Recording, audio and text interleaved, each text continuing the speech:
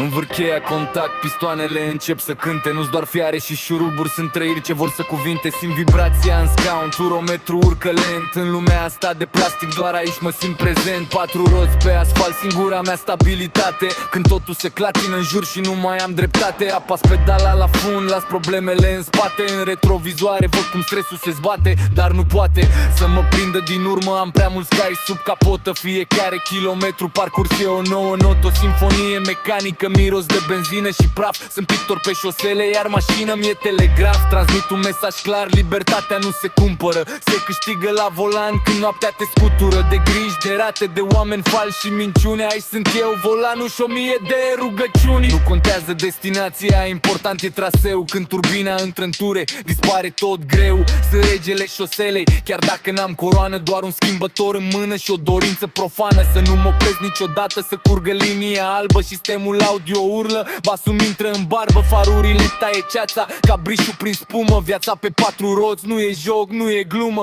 E pasiune pură, e drog și e vindecare. E singurul loc unde găsesc o alinare. Așa că lasă-mă să conduc, nu mă întreba unde mă duc. Sunt doar un om și mașina lui într-un destin de năluc. Luminile de pe bulevard curg ca o dâră de foc. În jungla de beton nu-mi caut un loc, îmi caut trasa ideală printre benzii și semafoare. Când orașul doarme dus, motorul cere mâncare. Miros de ambreiaj încins, parfumul meu preferat. Oricine zice că-i doar fier s-a înșelat neapărat. Aud cum urlă evacuarea, sparge liniștea în cioburi. Nu am timp de discuții, nu am timp de noduri în gât sau în stomac. Totul-i clar când sunt în treaptă. Viața te lovește strâmb, dar șoseaua te ține dreaptă.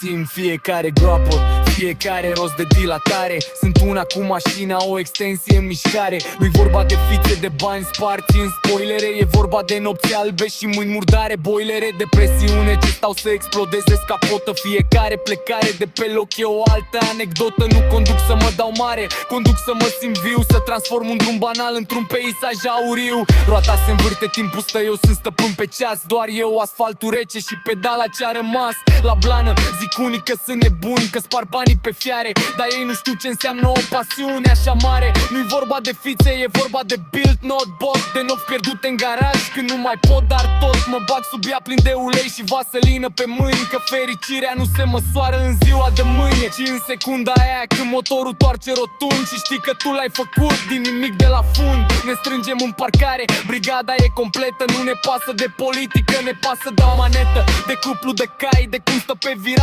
Aici nu există clase, nu există etaj. Ai diesel, benzină, nu contează ce arzi. Dacă ai respect în trafic, ești de-al nostru, nu cazi.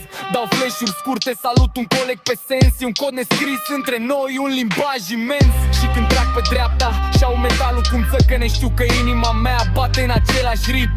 Și rămâne